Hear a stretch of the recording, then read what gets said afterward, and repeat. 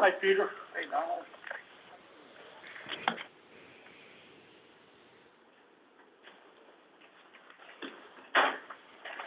You can take a seat here, wherever there's room. You turn that mic around. Hey, Virgil. Hey, hi there. That one's got to stay. No, the one right here. Oh, turn that mic around and sit right there. Where do you guys think? Back to the camera. My best side. Well, considering we don't have a quorum, we can't take any votes tonight, but we're still. It's early yet, right? Huh? No, it's 4:30. Joined the meeting. Oh. Hey guys, it's John. It's John. Hi, John.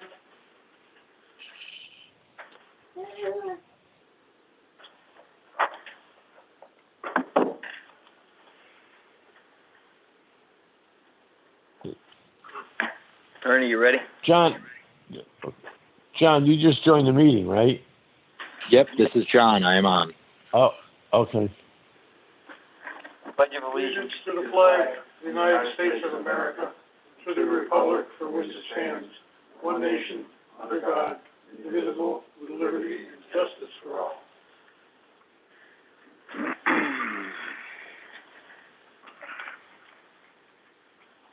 So we have two board members remote, Bill Miko and John Pushkar. Anybody else? Bill Gannon resigned already after a couple of meetings, so he's off the board. Back to 7. What's that? Back to 7 then. Yeah. Any public participation, item number 2?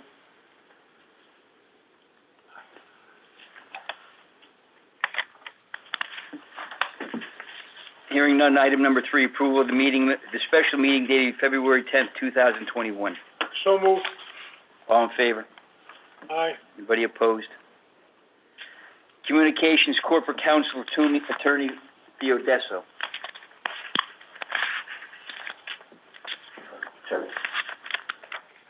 What is this about here? It's not in the, Ernie?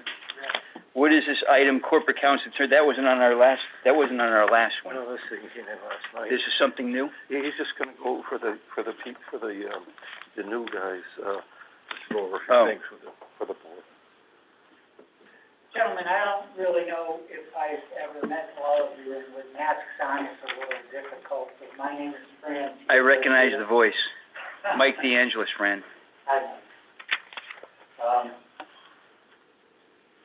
I'm the attorney for the city of Shelton, and very candidly, I've made a point of visiting with various boards, this year, to try to explain to the boards the protocol that we use here in the city of Shelton, Robert's Rules of Order, and, because everybody's on TV lately, or video, I get to see the way the boards act, and as your counsel, need to make you aware of certain basic protocols that should be in place for every board so that we can assemble our information properly for the public. So I just want to go over 2 or 3 items here today, and I'd answer any questions that you have. And Mr. Chairman, I will defer to you with regard to who your members are, because, like I said, I don't know any of it.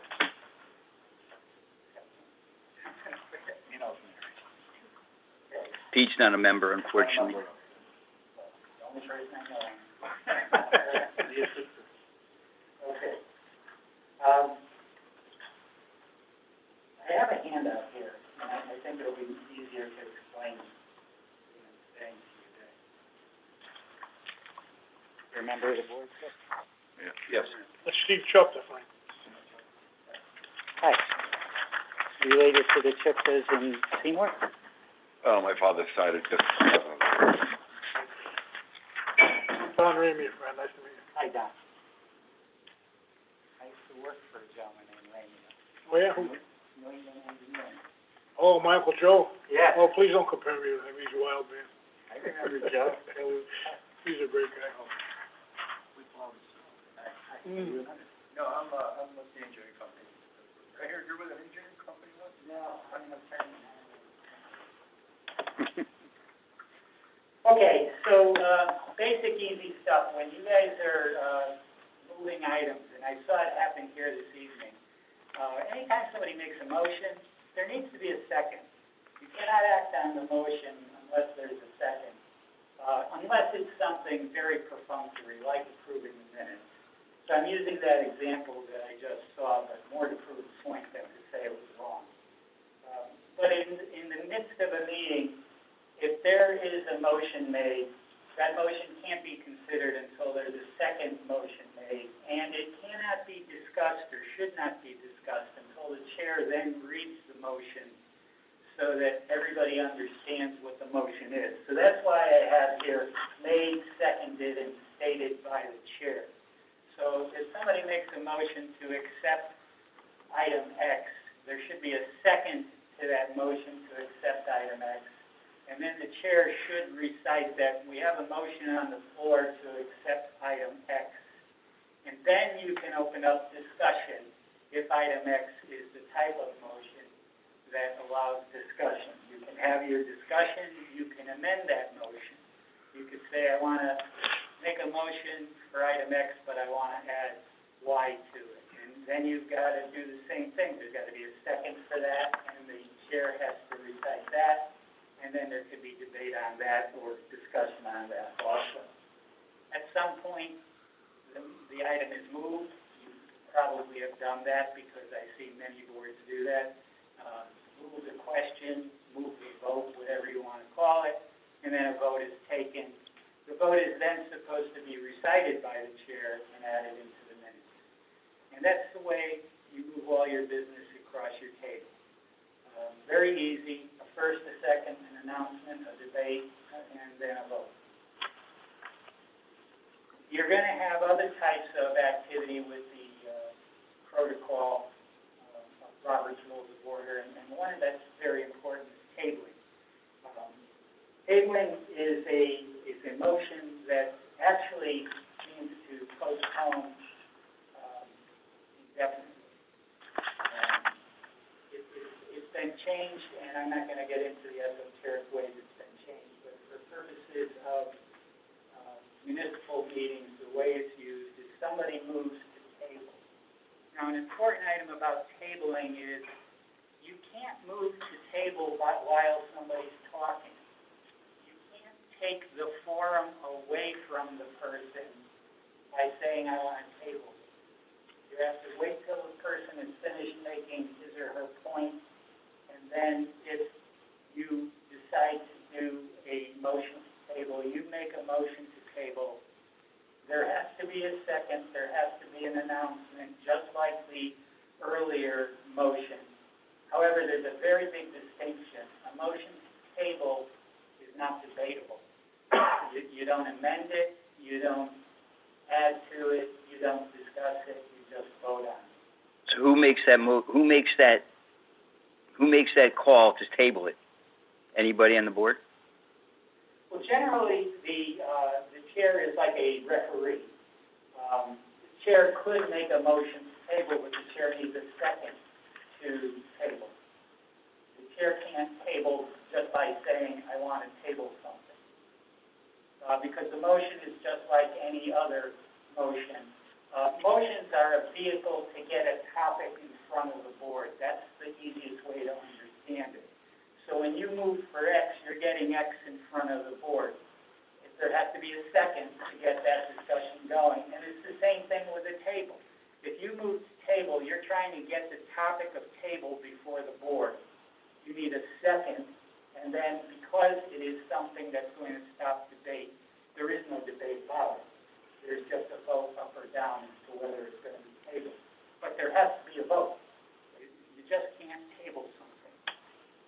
So the members who might be against tabling it can't debate it. All they can do is just vote it down.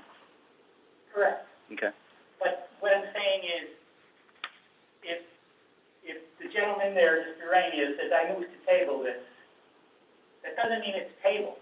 It means we need another motion, we need a second, and then we need a vote on whether it's going to be tabled or not. If the vote fails, then whatever you were attempting to table, you continue to discuss. All right? And again, the vote is called and then it's announced. So, I mean, those are two very basic topics that will run half of your meetings, because you're always moving to put things on or in front of a board, and if you don't want something in front of a board, then you're tabling it. But you have to do it properly, both to get it on and to get it on the table. Okay? All right. The last item I wanted to discuss is your protocol, because I know you're going out for a consultant of some type. We have no specific protocol here in the city other than our protocol that couples with our Department of Finance, if you will, when they put something out to bid, or you put something out to bid. There's a general statute that would allow you a protocol if you establish a protocol, because the general statutes for the Water Pollution Control Authority make clear that the Water Pollution Control Authority is a separate body corporate, not a separate body politic, but a body corporate. And it says that you can put in place a series of protocol or regulations for bidding if you choose to. I'm not aware that you have any at this time, though. I've checked your minutes and I've checked, if you will, the ordinances that we have. So at this particular point in time, unless you establish a protocol, you have none. So you fall back on what the city has with regard to awarding its bids. I don't, for a regular consultant, you don't need to use what's called the QBS protocol, because there's no federal monies coming for the consultant. It's essentially a payment that's coming through the general monies that the Water Pollution Control Authority raises. You don't have any questions? I think that's all that I need to explain. How to make a motion, how to table a motion, and how to move it. All right then. I tried reading the book, but it's like that thick and it's hard to understand. Robert's Rules of Order. I've got it. Well, there's this book. Yeah, that's the exact one I got right there. Okay. And then there's... Isn't there a abridged one? There's this book, which is nice and thin, and it's got the 10 motions that you use. The rest of the, this is for somebody who's a referee for Parliament over in England. That's not us. Or in Washington, D.C. This is for us. It's 12 motions. It's the motions that are used all the time. It's real easy to understand. And I actually admit that the source of the little paper that I gave you is this little book right here. Okay? All right, gentlemen. Thank you. Thank you, Fran. Yes. And you have a spare one of those pages? Yes. Can I have one of those too? I'm a volunteer on my board. Thank you. Charge him, Fran. Thank you. Charge him. Thank you. Thank you so much for your time. Okay. Take care, everybody. Thank you. You're not going to sit around and make sure we do this right, are you? I trust that you can do it. I think, for the most part, when we do, and I know it's wrong, you're telling us it's wrong, for the most part, that's the way we handle the meeting minutes, but when we get down to the real business, we make sure there's a motion, a first, a second, and the discussion. So for the most part, we do most of it, I think, correct, except we kind of, I don't want to use the word hustle through the meeting minutes. Yeah, but that you can do that. If it's generally understood that you're doing perfunctory stuff, you can use the motion without everything. But when you get to a topic that is maybe technical or heated or complicated, then you really need to make the motion, second the motion, announce what the motion is, and then start your discussion. Right, okay. Okay? And that helps the person taking the minutes, too. Yeah. I think for the most part, we do that on the important stuff, and like the meeting minutes, it's kind of a let's move on type of thing, but, all right, that's good, that's excellent to know. Thanks. Nice meeting you too after talking to you. All right, take care. All right, Fran, thank you. so much.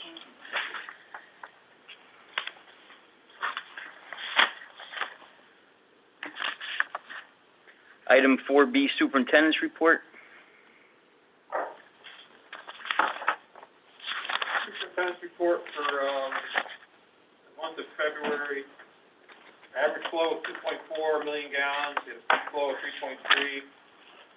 All of our numbers are pretty good. We have 59 for nitrogen for the month, which is pretty good. Trucked out 9.3 dry tons of, wood. We have, 27 incident-free months for accidents. We went over, ladders for safety training. Chemical usage was about the same. There's no noise complaints. No state issued, odor complaints for almost 3 years now. Grease removal's been about the same, across the board, a little less than Meadowlark this time around.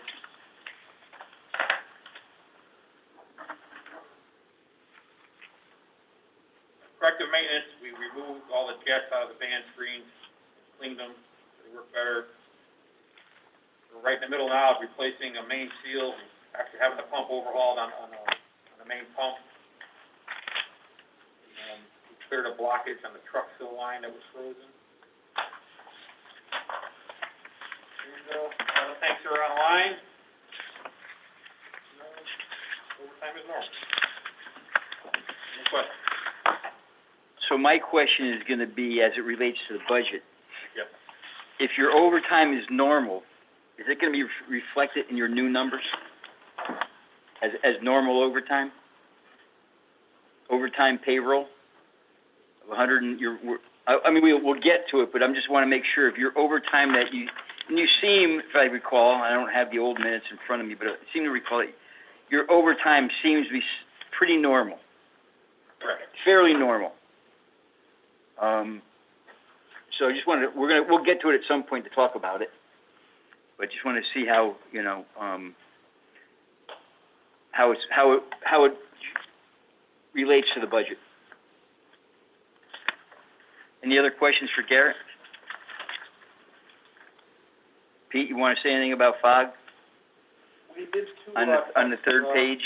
Yeah, we did, two surprise, tests where we drew samples, from two different restaurants in the Hunts Center, Sassafras and, Rock, and we're waiting the results from, ACT sampling and testing up in Waterbury. Let you know the results of that next month.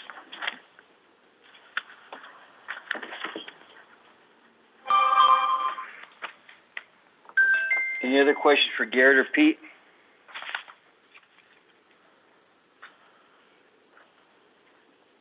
Hearing none, move on to 4C, budget worksheet and proposed 21-22 budget.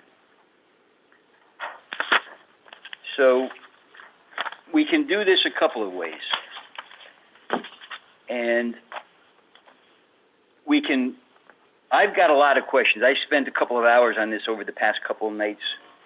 I have some questions. One of the first things we need, and Ernie and I have spoken about it, is we need to find out how many actual,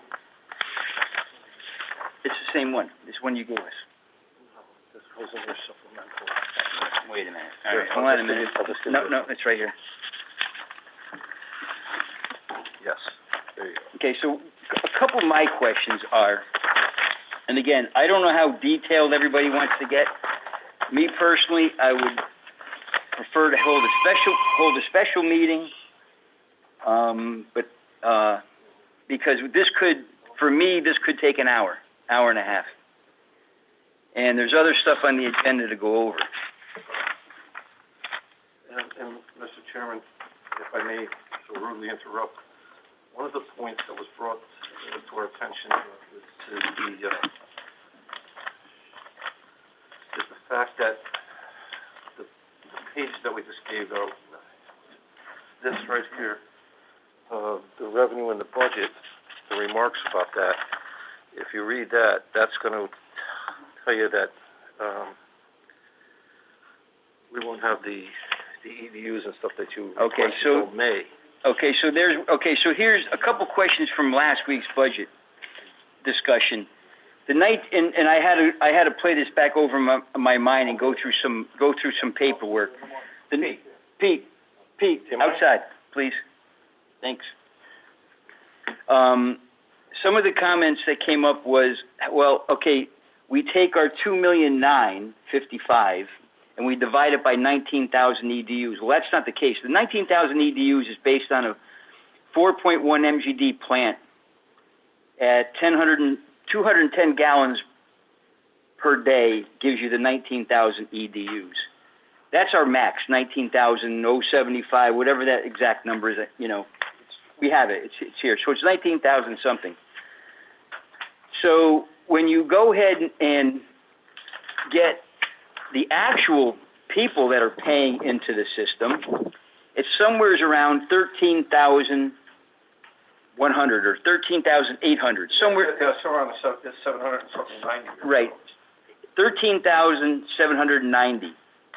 So if you take that number and you divide last year's budget, 2021, by the 2,836,000, and you divide it by the 13,007, it gives you $205 or $203 per residence. So that's how the number works out.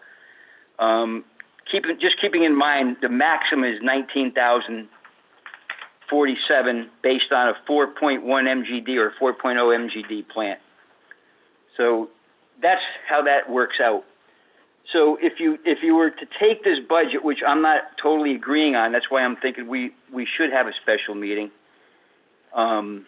because I have at least an hour's worth of questions and comments. It's up to you guys here to make a decision. And how does anybody want to handle this budget? Because here's the other issue I have. So as I'm going through the budget through the expenditures, some of the, I don't know, now they give you prepared on 3/9, which is yesterday, but I don't think it tells me on here, and this is where Steve Morse did an awesome job. He was really, really good at this.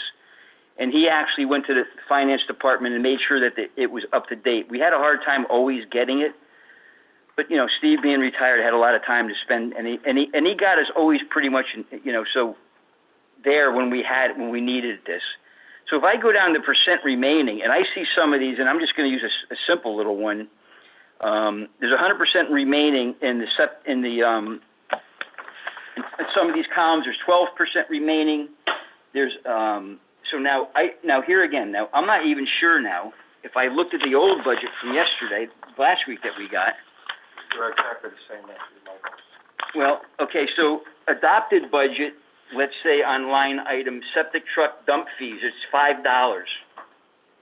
What does $5 represent? And that's septic truck dump fees.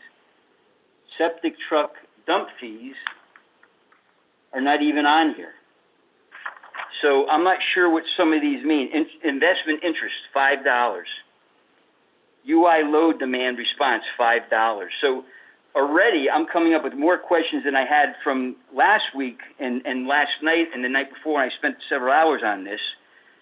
So there's obviously items. And then the question is, it's prepared on the 9th, but as Steve always told us, just because it's prepared on the 9th doesn't mean that's the committed amount of money to a certain date.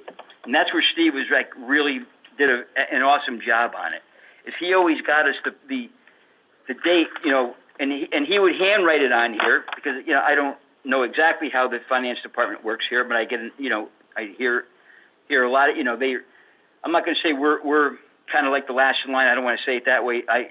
Obviously they've got other departments, so other departments, and it works its way down the line until they eventually get to the Wpca. Maybe it's alphabetical. I don't know how it works, and it doesn't matter how it works as long as we get the right information. But doing this budget and getting the right information on the line item for the budget is critical to know how much we have remaining. So, here's some classic example. I go down to City Hall vehicles, it's calls for $300, well, we got 100% remaining. If we're not using it, and look, it's $300, but, you know, you don't walk over the dollars to pick up the pennies, they say. So, I mean, there's some more information here that I think we need to start really nailing down. So, and then bottled gas, you use 132% of the budget. So, you're upping bottled gas, if I recall. Correct. Right, so you're upping bottled gas. That, I can answer that. There was a mistake, and it's one-off from Eversource Gas, and they applied Eversource to that account. So it should have been credited back almost $2,000. That's Okay. why that account is like that. So, well, I'm just going to talk in general, Garrett, because... Well, you know, that's why. Yeah, but I don't know how much time anybody wants to spend on this today. I brought my laptop, I got everything down, we can make adjustments, but, I mean, and we don't necessarily have a lot on the agenda, but do you want to spend the entire night here? I know we got to be out of here by 6 o'clock. To me, if it goes past 6 o'clock, I'm going past 6 o'clock. You know, they're not throwing us out for a budget meeting. I'm going to let you guys, and there's only three of us here. Mr. Chairman, if I may, if Well, to May for the revenue budget stuff to really get numbers. You know something? Okay, here's my answer to that. Tom always pressured us. Damn it. Tom, don't pressure us, okay? Because when we raise it $5, somebody's going to come in and down on us, okay? And I'm not telling you you're wrong. I understand what you're saying. Every year I get that. Every year we have to do it now. We have to do it now. Tom, let's go. Come on. Relax. Now, I'm not recommending 2 weeks from now. I'm recommending either tonight. Maybe we go through the agenda. I don't know if we're, you know, with Robert's Rules of Order, I know we can probably move it down the agenda and we can do it last. Or we can make a time next week. Bill, were you just going to say something? yeah, I was going to say something. First thing is, when does the budget have to be presented to City Hall? So here's what we do. We review the budget, then we have to accept it at the meeting, and then we have to have a public hearing. So if we accept it at the meeting tonight, which is still a special meeting, or we do it next week and we accept it, we have to put it on April's agenda. It's not going to get voted on any sooner than April. So it's going to be at April's meeting. And again, I always thought that we had time, but Tom always said, no, you got to do this. But okay, all right, Tom. I think it had to be done by May. Right.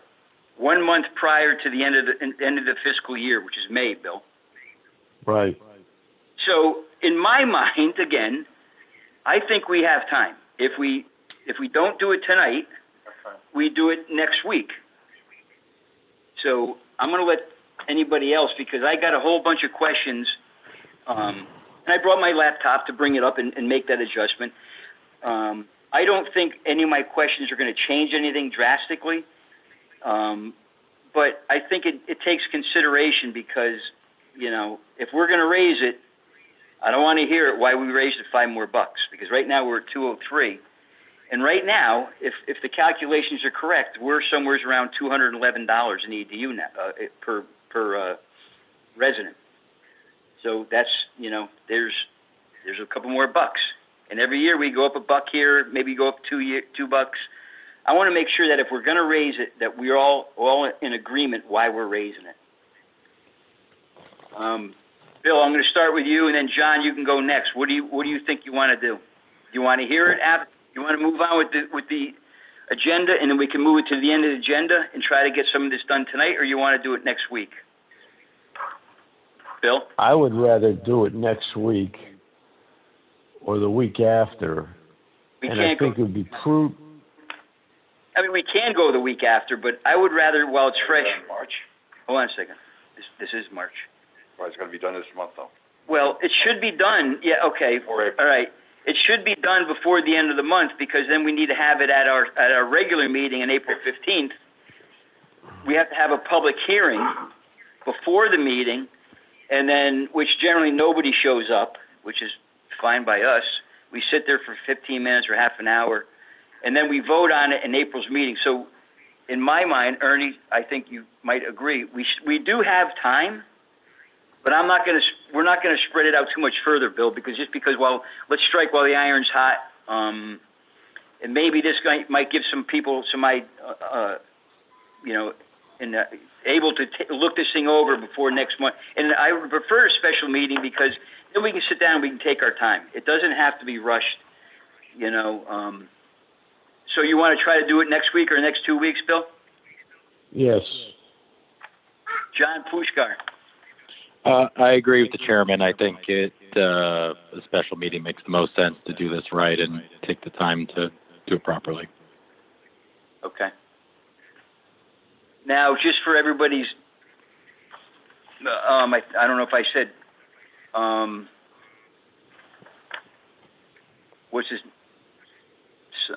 who's the new guy? He's not here anymore. Anthony, Eugene? Bill Gannon. Bill Gannon. Bill Gannon dropped out already. Okay, so we're down a member. Eugene has been absent, or he's been on Zoom. So I would like people. Look, I understand. I'm not changing topics, but I might as well. I understand the remote thing, but I think it's important for everybody to be here. And I don't expect you to be here every single meeting. I mean, I do. That's me. But I would like people, and I'm glad people are showing up. Bill, John, I think it's important to be at these meetings. I'm going to highly recommend Eugene get here to a meeting. He was here for one meeting, and then he hasn't been here. You're not effective. You're not an effective board member from far away. I know it's allowed. I get it. I understand it. But to me, you're not an effective board member. You might as well just not even show up because, and he's learning. I get it. But you're not going to learn from far away. So that's that. Let's move back to the other thing. Don Ramia, what would you like to do? Mike, I should have started right first because I have to leave today at 5:20. I have a prior engagement that I couldn't change, so Yep. I would hope that we could move it to another night. But other than that, I'd be fine with it. Steve? Any wishes from you, Don, what night and what time? What? What time and what night? Any night's good for me except tonight. Okay. How about during the day? During the day is fine with me. During the day, 9, 10 o'clock in the morning. Excellent. I prefer, In the morning. the next 2 weeks. And the last time we had a special meeting was 9 in the morning. That was fine. It's fine with, for me, and everybody else agrees. That's good with me. Bill, John, 9, 10 o'clock next week or the following week? Yeah, I mean, you guys That's could fine for me. All right, well, first, Bill, I'm sorry, Bill, go ahead. That's fine with me. John? Yeah, just make it whenever you can. If I have it, and I apologize, Mr. Chairman, for not being there in person. It's just this is really. I have 2 young kids, and I work a very full-time job, so these meetings are really hard for me to get to at 4:30. I know we've talked about that, but even if we could just do it like 5 o'clock or 8 o'clock in the morning or something like that, would just be significantly easier for me to get there in person. John, that wasn't directed towards you. That was directed towards Eugene. No, no. I just want to make sure. I would just love to have him here. I mean, I understand. Yeah, I couldn't agree more with your comments. You've been fine. You've been in and out. That's great. You've been participating. You're learning too. So that's All right. So I'm going to try to figure out with Ernie after this or tomorrow. I'll call Ernie. We'll figure out a date. I would recommend next week. We'll try to get it 8. Is 8 or 9 o'clock, right? Earlier better for you, John? Pushkar? Yeah, that'd be great. All right, so we're going to move, Steve, is 8 too early for you? Steve recommends early too. Well, I prefer 9, but 8:30. Okay. Yeah, I can't get here till 9 o'clock. 9 o'clock, so 9 o'clock seems to be the. we're going to shoot for 9 o'clock next week. All right? Last special meeting was 9. 9. Last week. So I'm going to recommend everybody go through this budget, get some questions going. I've got a lot of them. I know we won't get it done tonight if we do, and Don's got to leave, so it's not going to. So let's recommend. Ernie and I will talk tomorrow, and we'll figure out what date of next week. Wednesday or Thursday, or any day next week, I suppose. Wednesday, Thursday, Friday. All right, so we're going to move 4-7 to next week. Item 4. Item 4C, budget worksheet next week for special meeting. We need 1 week, correct? Notice for public? Yeah, it's not many days, it's Okay. at least 24 hours, but, I'll get that. Now, let's you and I talk. Yep. All right, item 5B, Fuss and O'Neill status report. Good evening, Mr. Chairman. I don't have a lot to report in here tonight. I actually just have, I have one thing to report in on, and that was last. Virgil, the mic. Oh, right, sorry. Forget that. Yeah, thank you, Mr. Chairman. I only have, really one thing, under this item to report in on. And, that was related to last month, you asked me if I could bring a updated, table of the flow allocations to the different sewer shed areas. And, I actually have that data in the report that the sewer administrator passed out to everyone. The report I prepared, the sewer connection application review of, Mountain Ridge Estates. One of the things that when we do our reports, we actually update that table pretty much every time, and so it's included in here. So we could, if you want to grab that document, and if we want to move forward to page 4 in there.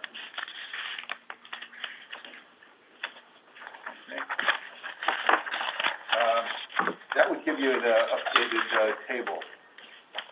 So Mike, if you see that right there, page 4 in this document here, the one, sewer connection application review. That page, so the updated table is in here, as well as on the next page, I know it's a little hard to see, but it's the map that kind of shrinks the whole city down to 8.5 by 11 size. That shows where the sewer areas are, and these are the same areas that were really defined years and years ago when McGuire back in the 2000s initially, set this whole system up that we've actually still been running with and using, which is the different sub-areas, and they're numbered there, 1 through 12. And, so those particular areas, it didn't make sense, years ago to change this after, so much history had already been started with them. So those are the areas, and then, like I said, on page 4, it shows the actual sewer shed allocations. And, you see on the table, we list out the different sewer shed areas. And then the next column indicates the total allocation as it was broken down, long ago. And that's what adds up to the capacity at the treatment plant of the 4.02 million gallons per day. And then the next couple of columns show what the next column, the middle one, shows the basin average daily flow subtotal. And so that was based on the metering and information that was in the spreadsheet as we calculated the actual flow in those areas. And then the column on the far right indicates the remaining sewer shed flow allocation. So that's, Okay, so what I'm going to ask you, Virgil, to do, and Lori and Ernie put together an awesome document that I've been trying to get a hold of for a long time, and it was always in pencil, and it was never really accurate in my view, but we got some new blood, and I'm happy to have the new blood here. So the sewer applications and the status of the applications. So what you've done here, Virgil, should be, and Ernie, can you email a copy of this to Virgil? Absolutely. So what he's done for me, or for us, not me, the Wpca, is we're starting to track all of our applications. All of our applications need to have an application number on it. It needs to, and we've decided at the end of every meeting that, or Ernie's going to send them to me. I'm going to, once they're approved by Fuss and O'Neill and they're approved by the board, once they're recommended by Fuss and O'Neill and they're approved by the board, then I'm going to come in one day and Ernie's going to say, okay, Mike, I got 5 applications. You need to sign them all so they become official documents. This is something I've been trying to get done for a long time because to me, they were all up in the air somewhere. They were in the cloud. So the WPCA's got a cloud somewhere, and we don't know where it is. We finally found the cloud, okay? So I want to make sure that those applications have an application number on it, the date of the application, and then it gets put into your report. So we know what sewer shed areas where we are at. As everybody understands and might know, that there's X amount of gallons left. Somebody's going to come in here and say, well, I want 10,000 gallons in sewer shed area number 1, and I'm going to say, well, and so remaining there's only 5,000 gallons. Well, if you got somebody that really knows the system, they don't care how much is left in the sewer shed area. To me, for us, we're going to use that as a point for, sticking to this program here. Over the years, since these EDUs came, over all these years, EDUs or the PPDs come. Now all of a sudden we're scrambling. We're moving allocations around. The attorneys and the applicants don't care. Quite frankly, the plant doesn't know. So I understand that the plant doesn't know that there's only 5,000 gallons left in sewer shed area number 1, but intrinsically we know it. For me, it's the way to manage the overall system, because when we get to the end and people are fighting for this whatever's remaining, then there's going to be a problem. So for us to manage it, I think it's critical. Will it ever be will we ever get a flack from not approving a project and application in sewer shed area number 1? No, we're going to get flack, because 10 or 15 years ago, we shot down Avalon for a project, and we knew it. We had the capacity. It's all about capacity. We knew it. And the next day, we were called that we're being sued by Avalon. Well, okay, now what do we do? Well, the next meeting, we had to go rescind our vote, and we had to pass it. Because as anybody knows, we have capacity. So that's the problem with what I'm trying to do. I'm not trying to deny anybody. I understand it, but I'm just trying to manage the system, because we've moved this capacity around 7, 8, 9 times. And like I've told many people, about 10 or 12 years ago, 13 years ago, I had to go in front of the P&Z, and I had to write up this long report about what the WPCA was expecting. And with the help of McGuire, I don't think Fuss O'Neill was here at the time. It was probably longer than 10 years ago. And I did this big elaborate report. It took me 3 weeks to do it. And it's right now today, it doesn't mean a thing anymore, because these allocations look nothing like what I had put down 15 years ago. So that's why at every meeting, and I shouldn't say it, but I'm gonna, if it's a PDD, I vote it down. Just because that's me. I'm voting it down because that's not what we presented, 15 or so years ago. I know it's going to pass. Most of the engineers know what I'm going to say, but that's fine. And they have all passed. None of them. I just do it because I'm making my point. I'm stating my point. I was just going to add here. I mean, I've worked in other communities, and they all kind of struggle with this, where they try to have a very proactive plan where you have so much sewer capacity available at either your plant, or like some communities that discharge to a neighboring community, but it's the same issue. They only have so much that you're allowed, at the end to deliver to the end of your pipe, and where it comes from up in the system, and, the end of the pipe doesn't really care, like you noted. Right. And I'll tell you, it's something that all communities struggle with, to try to you can use it. Some of them just use it as a planning guide, but ultimately it's not really used as a regulatory decision tool. And no, so, it's not. if you do have a particular sub area and you project to have 10,000 gallons come there at full build out, and you end up with 15,000 at full build out, well, most communities will not use that as a means to deny, the right. approval, unless they're getting down to where they're down to like the last 1 or 2 or 3% of the flow, where maybe I&I makes them periodically exceed their limit. And so in those situations, it becomes a little more difficult, but it's a very big question, and it kind of usually goes up the ladder, if you will, above the WPCA. Mm-hmm. It's definitely a part of the whole kind of more global land use discussion. So I'd be happy, I could develop some more information, maybe, is that what we're talking about here? Maybe developing a little more, Well, detailed, I think, like with this, because I do have, quite a few years' worth of a spreadsheet where we've been tracking virtually all of the applications that we've been asked to review on your behalf. right, so that might be good to Yeah. cross-reference with Ernie's and Lori's. I mean, And they're all broken out by year and the address and everything. Yeah. I mean, I'm gonna guess. Now, I heard from a developer. I'm not gonna say who it was. I heard a developer said, "I never paid my benefit connection charge in that job," and that's on here. Now, it was an older job. It's probably 3 years ago, and I don't see anything next to it. Now, that doesn't mean that we didn't get.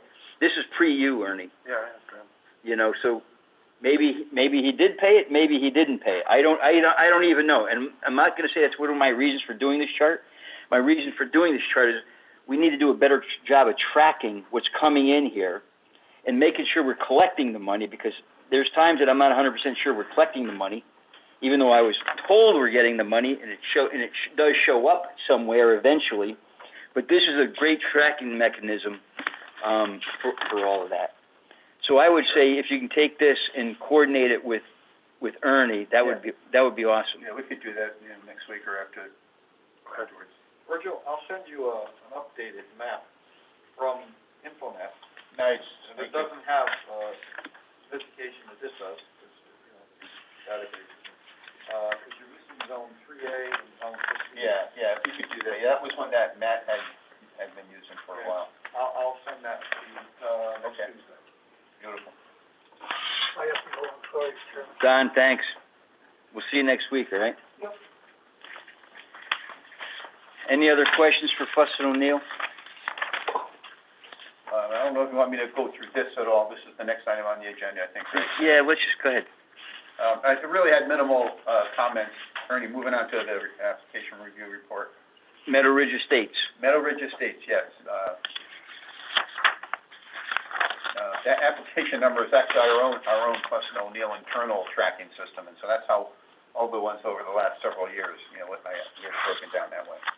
So we'll be able to work with it easy. Anyway, this was pretty straightforward, and we only had a couple of minor comments on here, and I talked to Ernie about them yesterday, so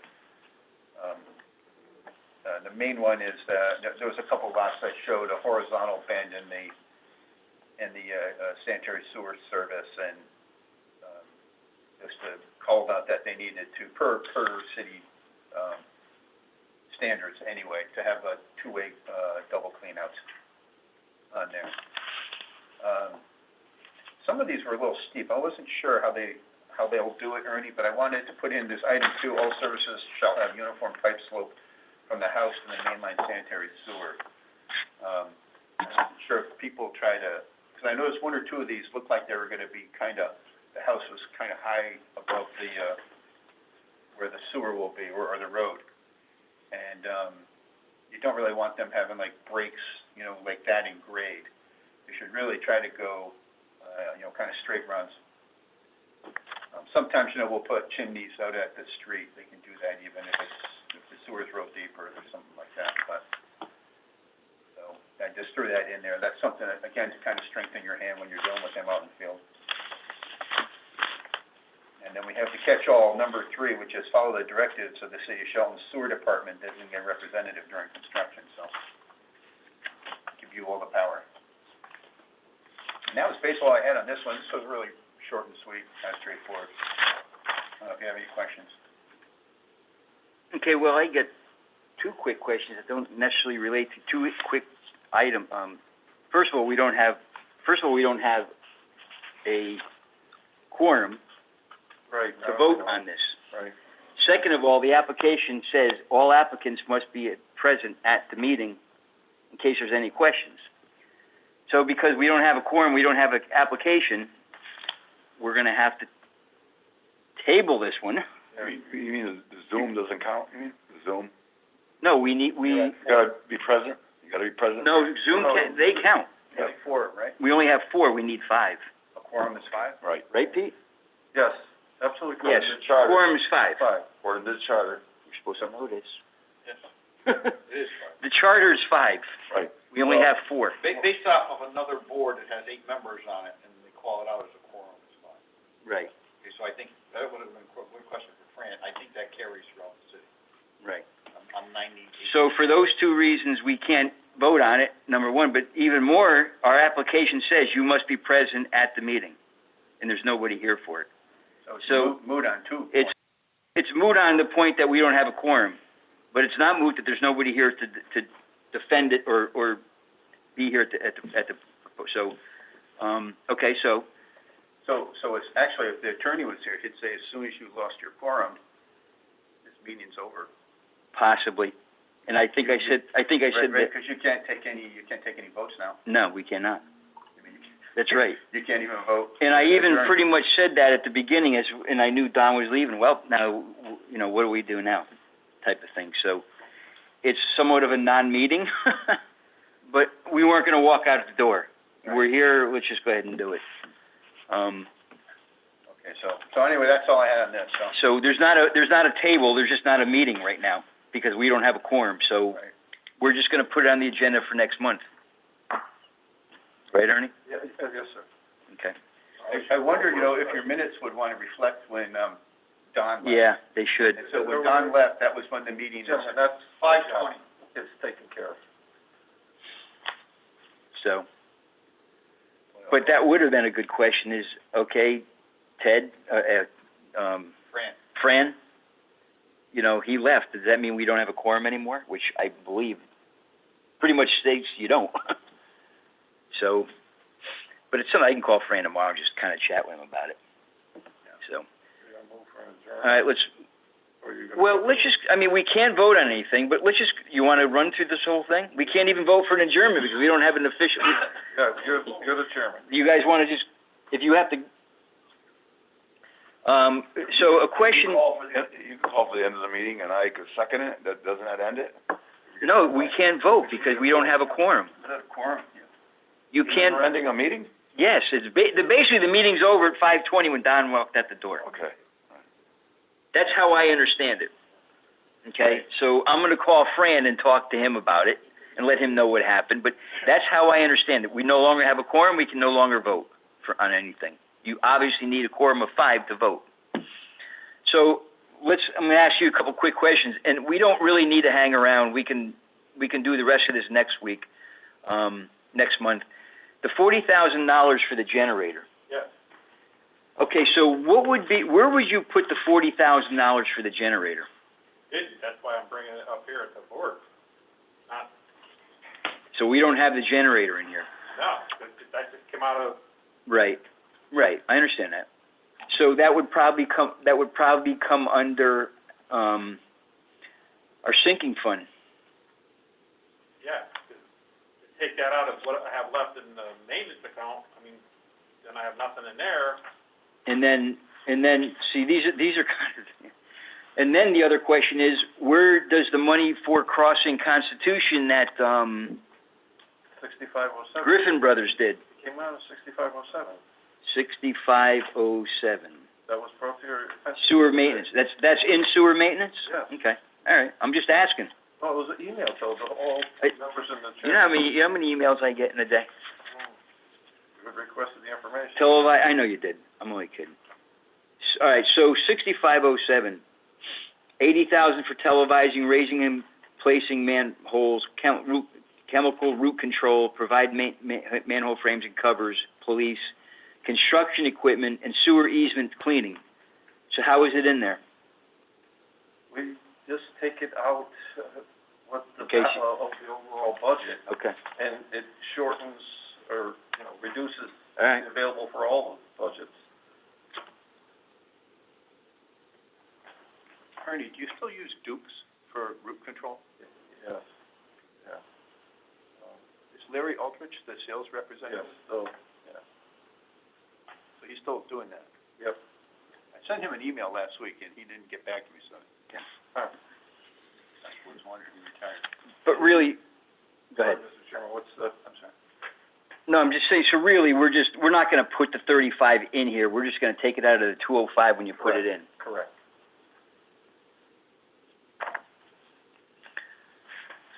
Kind of comes off the top and whatever we have left, when we go for purchase orders, Okay, what we have. okay. Is there anything else anybody wants to talk about? We don't have a quorum, so we can't move on. We'll do,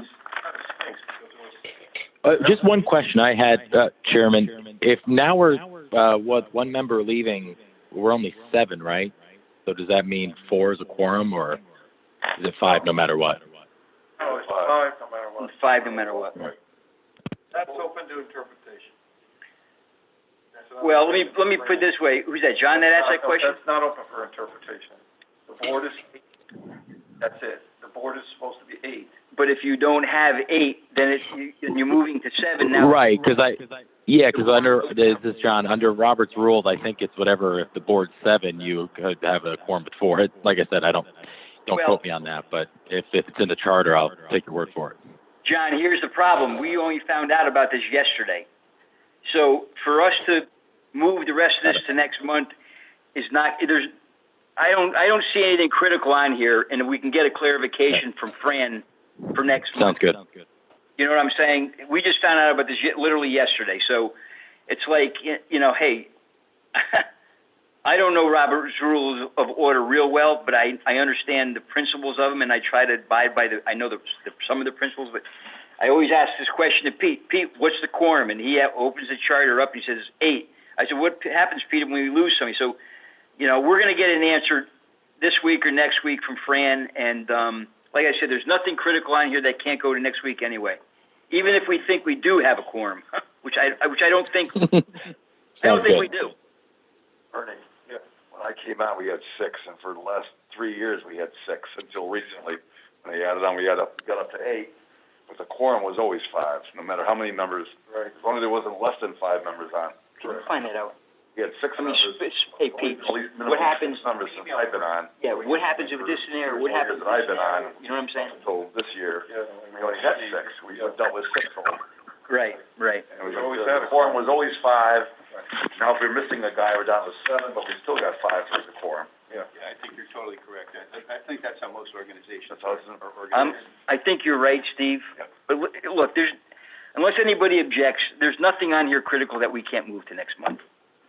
Well, the radiator you're just gonna have to, it's an emergency situation. You're gonna have to do it. We're being proactive. If we let this go for a year, then we could be in problem. We have time. And now, with Ed Hellauer, for example, we don't know. Well, that's a little bit of our problem too. Right. That cuts us off one more, less. Right. And there's highly doubting that Ed's coming back. Well, with Ed out, and then a few of these guys, one guy that quit, maybe somebody doesn't show up at a meeting. Sometimes we're lucky if we have 5. Gentlemen, should I take us off live? All your discussions are I think we're done. going on. Yeah, it's not a meeting anymore, right? Bill, you agree we're done? John Pushkar, you agree we're done? I agree. All right, so I we agree. can't call the meeting, we're just leaving. We don't have a quorum anymore, so we can't take a vote to leave or vote on anything. Talk to the attorney. Thank you, guys. John, Bill, thank you. Okay, We're gonna sign you off, okay? I would ask you. very good.